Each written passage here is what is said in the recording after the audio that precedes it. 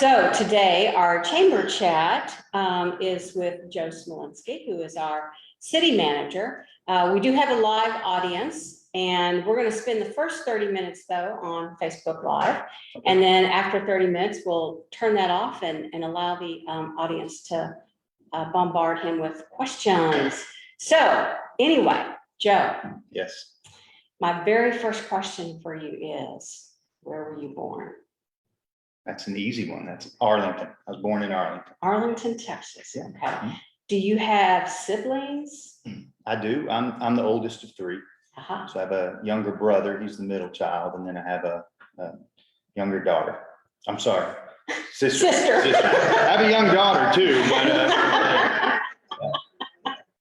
But, okay. Yep. And so growing up in Arlington, oldest, are you the typical older brother? yeah, sure. Yeah. I'm the one that got in trouble for just about everything. And Paved the way. They either got it learned easy. to be good or learned to be good at it. Okay. So, yeah. Okay. All right. And growing up, did you have, during that time period, let's just say from early childhood to high school, is there anything that really kind of stands out in your mind that kind of left an impression on you as you moved into your adult life? Well, I mean, like just about everybody, I think there were relationships and there are people that kind of shaped who I am today and how I look at things. Mm-hmm. First and foremost, always your parents, right? I had fantastic parents, still do. My parents were married the entire time. My mother recently passed. My father now lives with us. Oh, Yeah. I didn't know that. Yeah, he now lives with us. But yeah, without a doubt, growing up with the parents that I had made me who I am and allowed me the opportunity to grow and stuff like that. So yeah, the thing I remember most about my childhood was good times with my family and how close we were. We don't have any extended family in the area. Do they live elsewhere? Boston.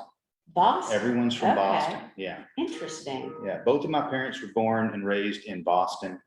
My dad was in the Navy, so I was a military brat. And we kind of moved up and down the East Coast, and they came to Grand Prairie. Yes, he was in the Navy, stationed in Grand Prairie, which always seemed odd to me, but I was born in Arlington, and we moved back around, and my younger brother and sister were both born in Boston. Really? Now, so you were born in Arlington, but you didn't grow up the entire time then in Arlington? No. Okay, so where did you go around? Well, we moved around a bit. I lived in Long Island, New York for a little while. Mm-hmm. We lived in Boston for a while, New Jersey. Okay. I had 3 bicycles stolen in 2 years, and but we ended up back in Arlington. I was in the 4th grade. I went to three elementary schools in the 1st grade. Settled in Arlington, went to Dunn Elementary School, Young Junior High, and then Martin High School. Okay. School. So your dad, did he retire then early on? He did. He retired from the military, or? Yes, he retired from the Navy after 23 years of service, I believe. I was in junior high school when he retired, but then he put in another 20 at the post office. So, yeah. Okay. So in high school, did you have any visions or dreams of what you were going to be? Yeah, of course. I always visioned myself to be a police officer. That's what I always wanted to do. Who doesn't want to be a policeman or a fireman? What kid doesn't want to do that, right? I always wanted to do that. And as a matter of fact, when I graduated from high school, I wasn't old enough to be a police officer at the time, right? So I said, well, let me get some experience. I talked to an Army recruiter, and he happened to be a military policeman. He said, look, man, you're going to get in here. It's going to be great. You're going to write tickets, donuts. It's going to be great. You don't have to do 2 years. So you come out and be ready to join a police force. And I thought, man, that's great. He lied to me. I went to basic training in Fort McClellan, Alabama. My first duty station was Fort Benning, Georgia, where I did not write a single ticket or eat a single donut. I wasn't there long enough to do that. Ended up in Honduras, Haiti, and then later in Croatia, Bosnia, stuff like that. So I was a little it wasn't what I expected, but it was the best thing that could have happened to me. Why? I think the opportunities that hit you in the face aren't ones that you were ready for or thought were going to happen. Mhm. I learned discipline. I learned about teamwork and leadership in the Army. And those are lessons that I learned there that I still carry with me and implement today. And so far with a good deal of success, Yeah. not perfect, but a good deal of success. So got out. I thought I'm still going to be a policeman, right? 7.5 years in the Army, got out, said, okay, I'm going to be a policeman. I'm really going to do it this time. I'm going to write tickets. And Okay, that wasn't like my only goal, right? I mean, that's just like. And I wanted to save people, right? But I mean, in between saving people, I was going to write tickets, right? So, yeah, no, but yeah, so I got out and I interviewed for 2 jobs here in Mansfield. Well, before that happened, I met my wife again. She was my best friend in high school. It was his younger sister.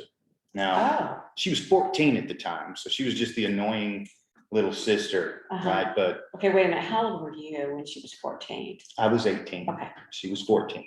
So never, she was just a little annoying kid, right? But when I got back, from the Army, she was not a little annoying kid. No. And I certainly outkicked my coverage on that one. I'm blessed. She had 2 children from a previous marriage who I got them when they were 4 and 2. So there you go. They're my kids. They're my kids. Yeah. And then we had a child together. So at the time that I got out, she was pregnant, and then I needed a job. I needed a job quick. So I applied for 2 jobs here in Mansfield. One was at the jail, and another was at the water treatment plant as an operator trainee, working the overnight shift on the weekends. For everyone else, that would have been the worst shift in the world. I got offered both jobs, or I was moving forward in both of those. And I think it was Gary Fowler, former police chief here, called me and said, hey, we want to send you for your psych eval and this kind of stuff. And then Bud Irvin called me the same day and said, hey, we want to bring you in. When can you start? I said, well, I got a better chance of starting Monday than passing that psych eval. So I'd have done fine, I hope. But yeah, so I took the job at the water treatment plant. It was not an opportunity to write tickets, but I'm kidding. But it ended up being one of the best things that ever happened to me, because I was given access almost immediately to Bud Irvin, who was a great leader. He's a great person, family man, all of that, and was really passionate about serving Mansfield. He used to always say, hey, I love this place. It's my hometown. I'm going to make sure that the toilet's flush, which doesn't sound like a big deal. Your life changes immediately if you can't flush a toilet, Yes, right? It does. Immediately. Yeah. So there's that immediate payoff too, and people don't realize it, but that it ended up being something I was passionate about. I loved it. While I was going to school during the week, during the day, I was afforded the opportunity to do that because I was working overnights on the weekends. Again, everyone else would have thought that was the worst shift in the world, but to me, it gave me the opportunity to go to school. So I got my associates, my bachelor's and my master's degree. And again, the access that Bud gave me to him provided me with opportunities later. Access always opens up opportunities if you allow it to. Yeah. So you mentioned the fact that he was a good leader. What were the characteristics that you feel he had that made him that? He was patient. He was very calm. Didn't mean he was not angry. I just meant he was very calm, and he had a degree of self-control even when things were going a little crazy. The water treatment plant, a million things can go wrong, and they often do. But he was very calm. So he kind of led by example and showed us that if you remain calm, things are calm. Everyone around you, there's a better chance that everyone around you remains calm if you do. And that really stuck with me. And he made sure that he was a subject matter expert in everything, but he wasn't afraid to promote people around him. There was no ego involved. And I really took that away from him too. Just really loved working for him. He was a teacher. He took his time. And I think the most valuable thing you can give anybody isn't money. It's your time, because you can never get it back. Right. It's gone forever. And he used to joke around and say, you know, if you spend any of your time being mad, you just wasted the most important resource you've got on something you can't control. That's the sort of man he was.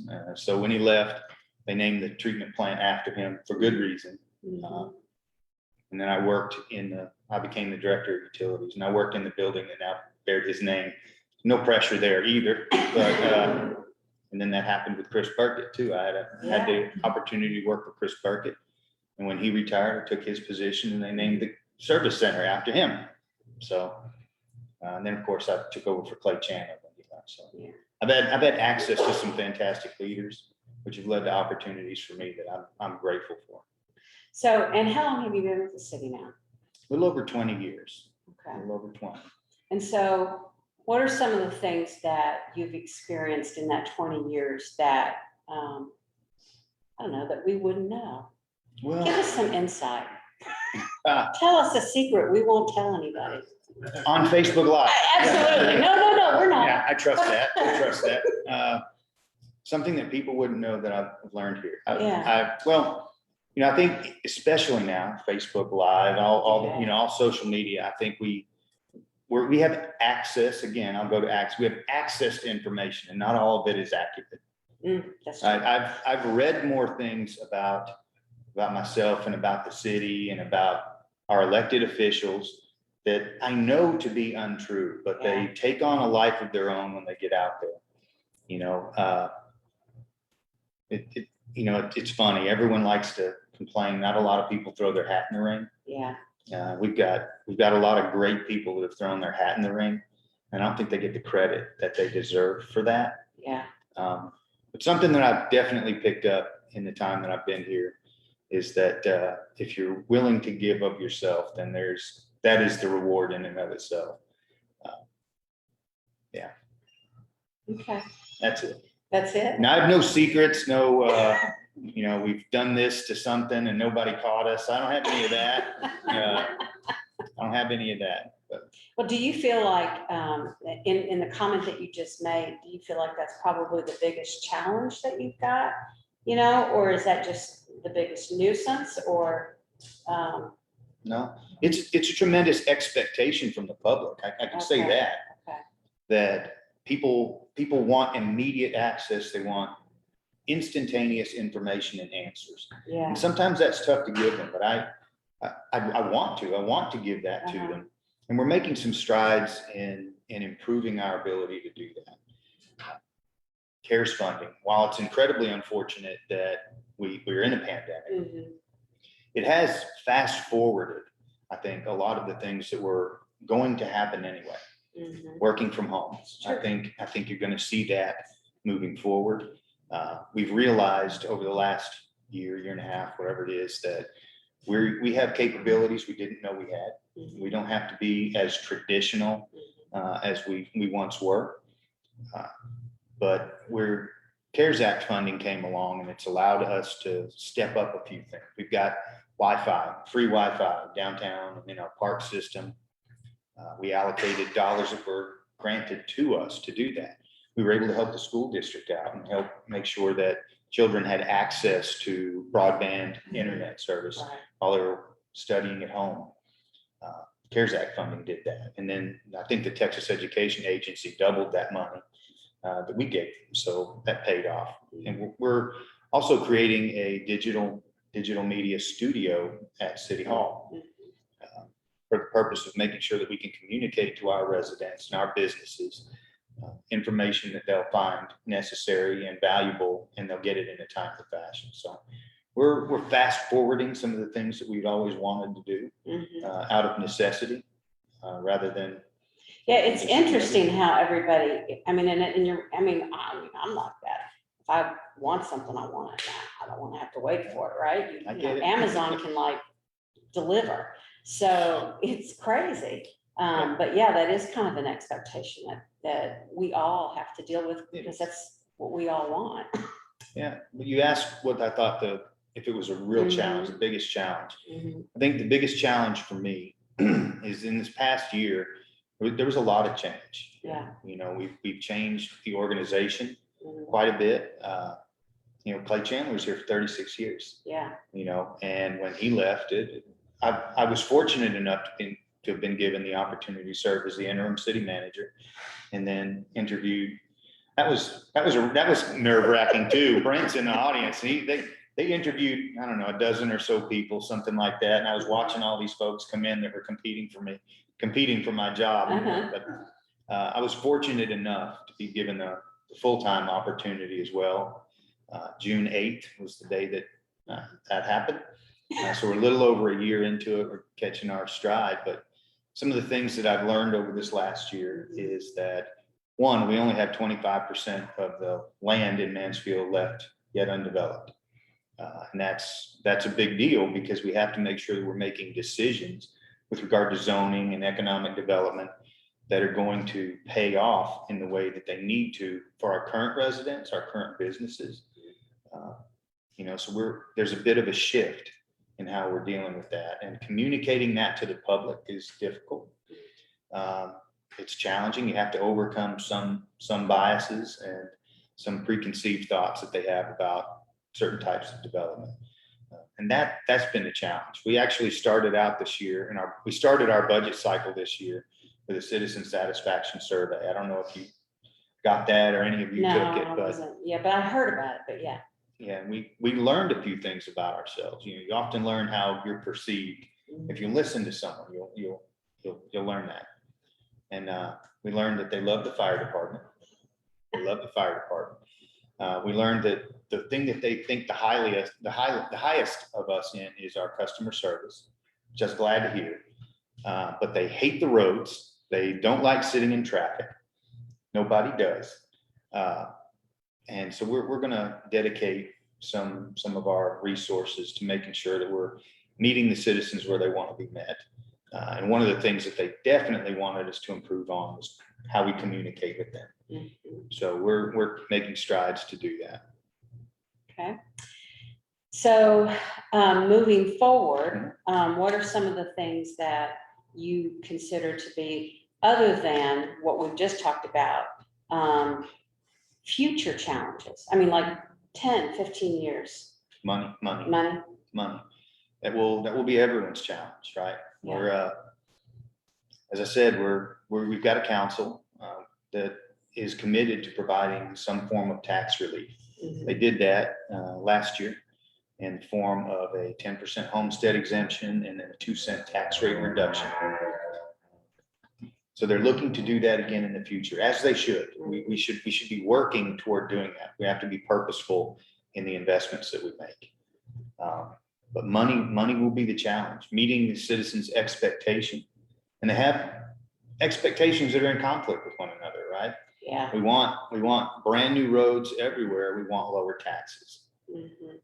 Those are competing interests.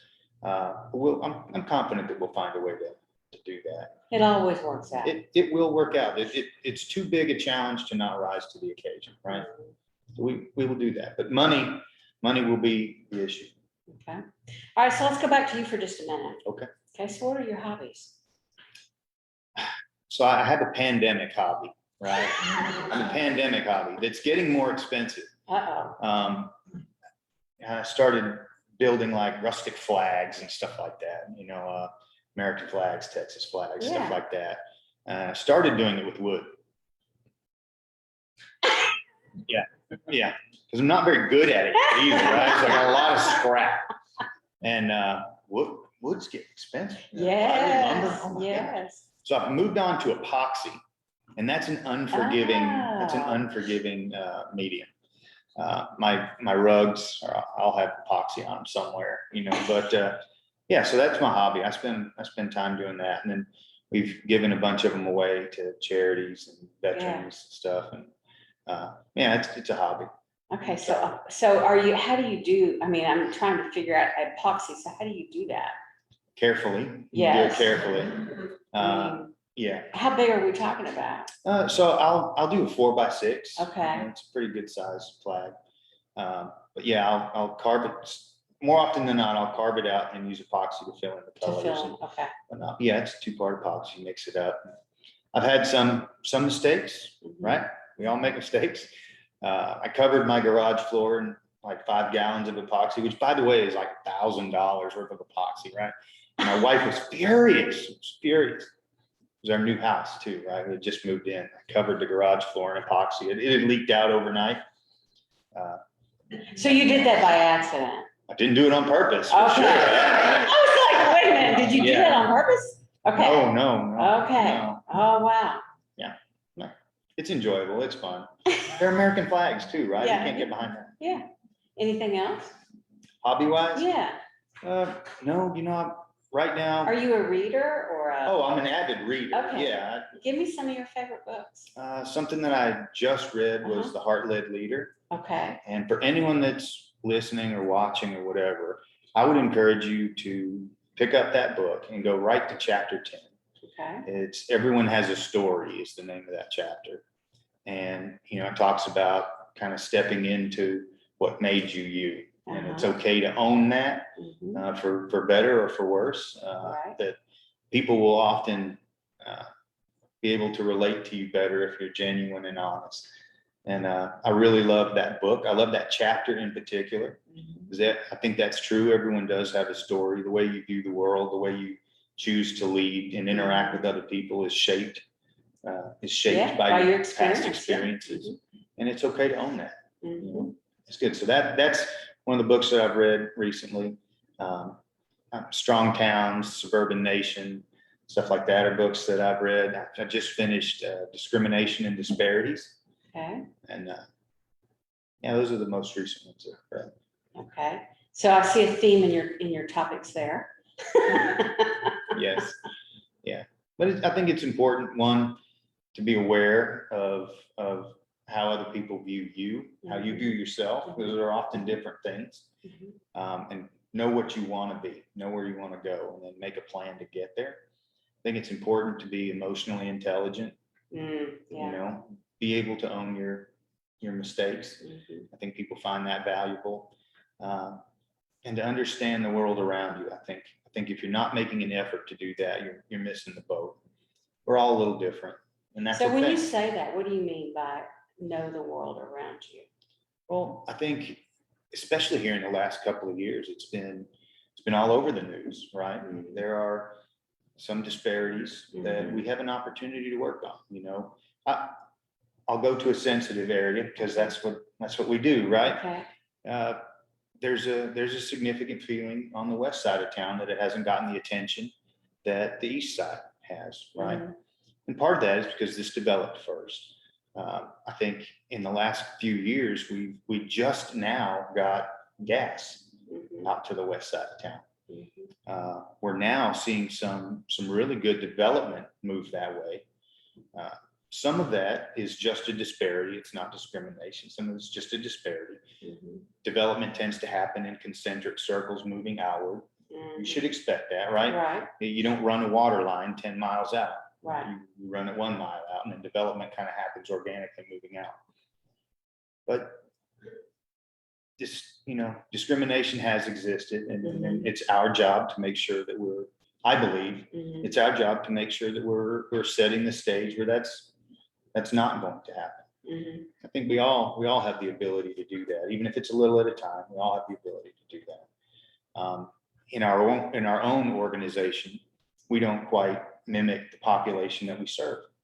So we're being a little more deliberate in how we advertise the jobs that are available. We're still going to hire the best person for the job. We'll never sacrifice that. But we will be more deliberate in the way that we advertise open positions. We're trying to be a little bit more deliberate right now. Also, we're trying to, what we would refer to as fill the pipeline.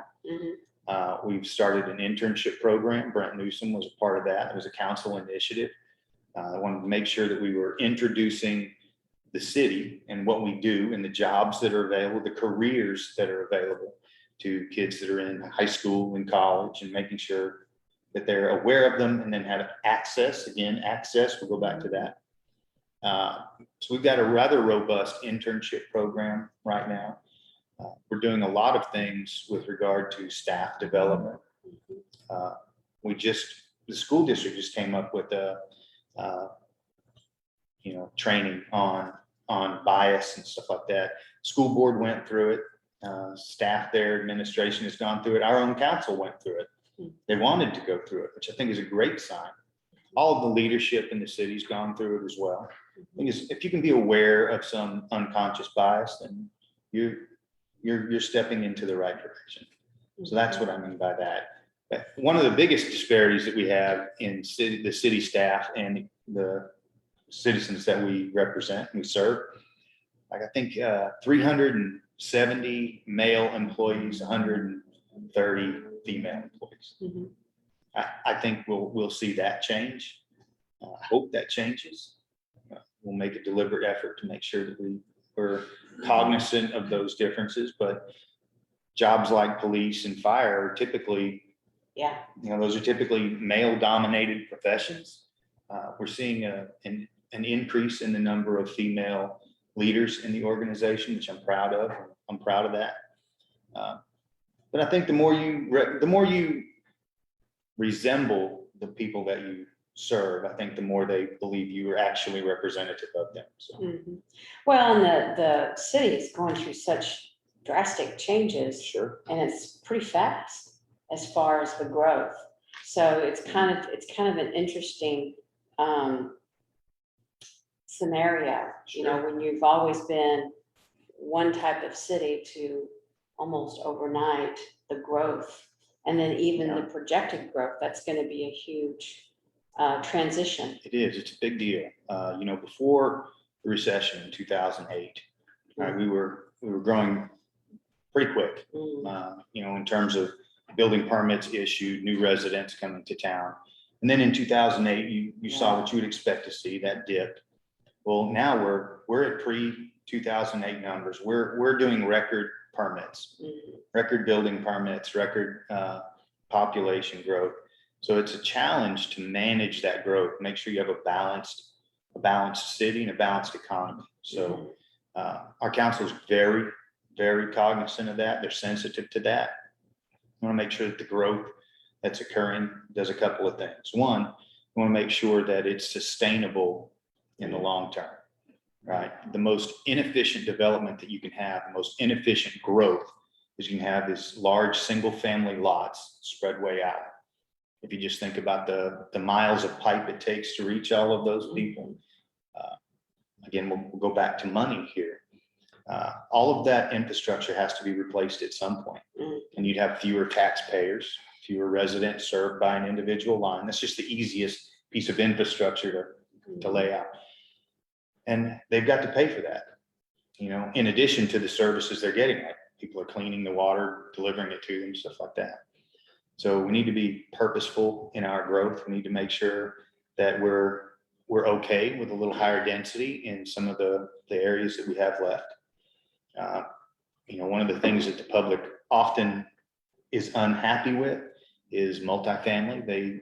I think when they think about apartments, they think of all of the garden style apartments in South Arlington, right? I can say that because I'm from Arlington. So they think of stuff like that and they think, gosh, we don't want that. I've watched Brent and his cohorts have to grapple with that from the dais. Citizens will come to the podium and say, gosh, you're letting all these gypsies into our town. They don't have a stake in anything. They're not invested in this community. All of which is inaccurate, by the way, but that's in how you communicate that. And if we have time, I'm going to give you an example, a real world example. The Bexley on Main down the road here, it's on 10 acres. It's 10-ish acres, and its value on the ground right now is like $50 million. Think about that for a minute. If in order to get the same value in residential development on 10 acres, you'd have to have 100 $500,000 homes. That's a density that's equivalent to apartments, right? But you can't get 100 $500,000 homes on 10 acres. You really can't.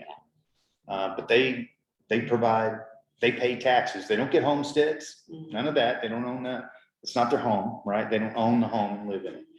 But stuff like that actually pays. It offsets the cost of service to our single family residents and the businesses that are looking to serve them and make a living here in Mansfield. So that's part of our charge, is to make sure we're communicating what sustainable growth really is.